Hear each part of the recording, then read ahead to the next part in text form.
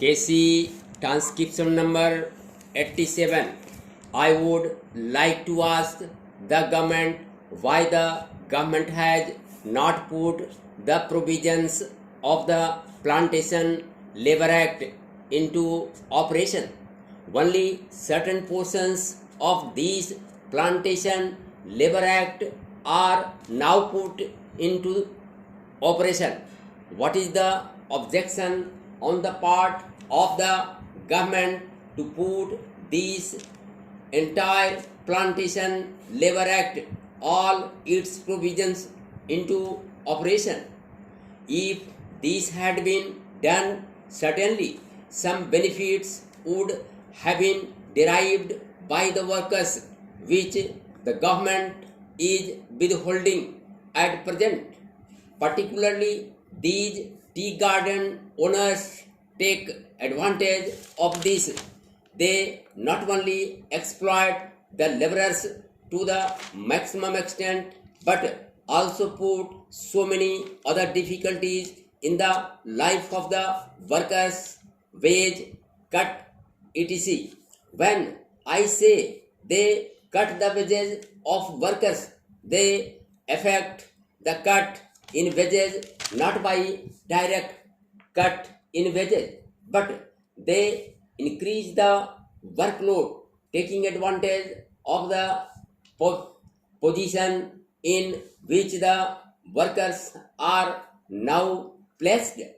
For example, a certain amount as basic pay is given to the workers, but a far higher amount of work is got from them than what they used to do before.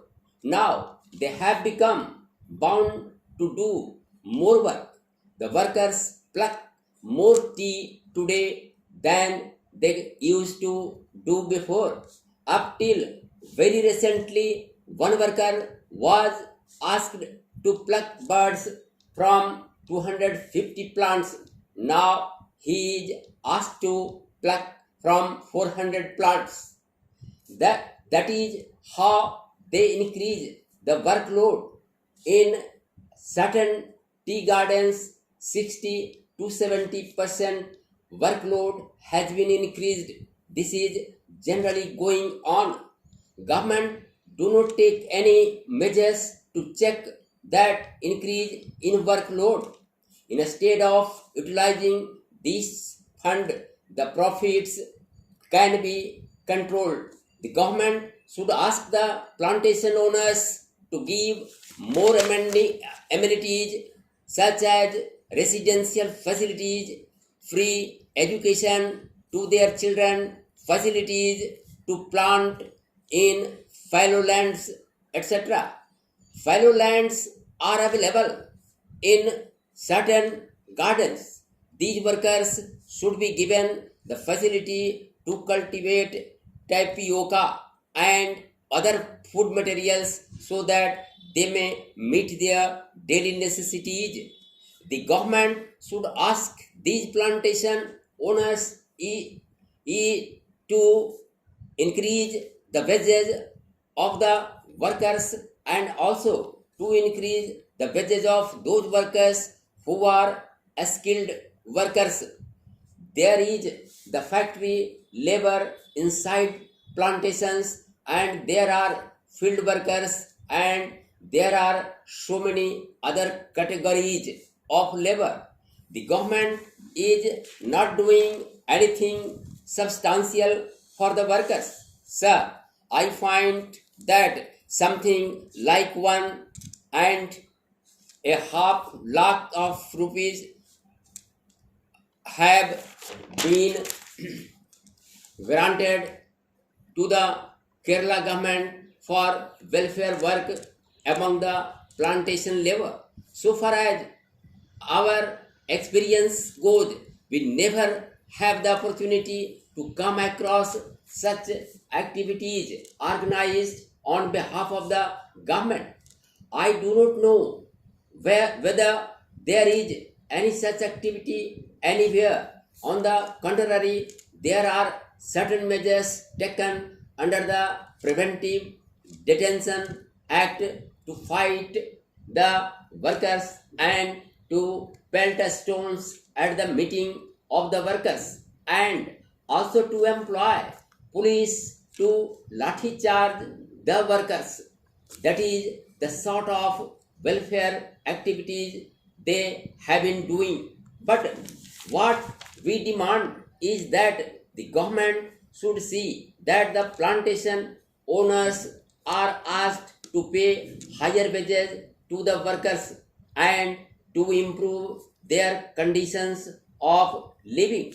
Now, there are one room tenements, but the workers want three room tenements, and they have not so far been provided with such facilities. I understand that the government have got some idea of having modern tenements in the states, but so far nothing has been done.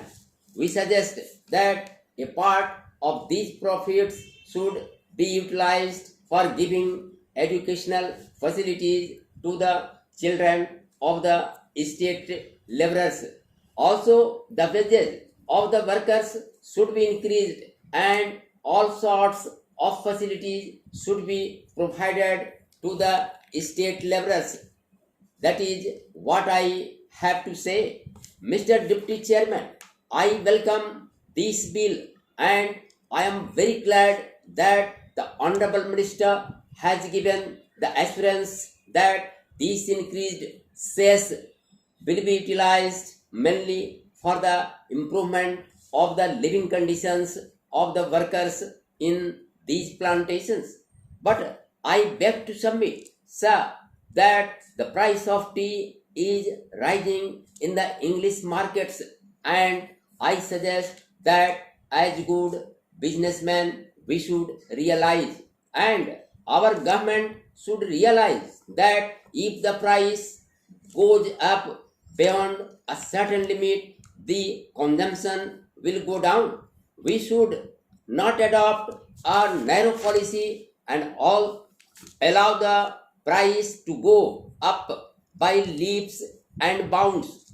Of course, it does give some profit to the local planters and probably to our government, directly or indirectly, in the shape of income tax earned from the plantations.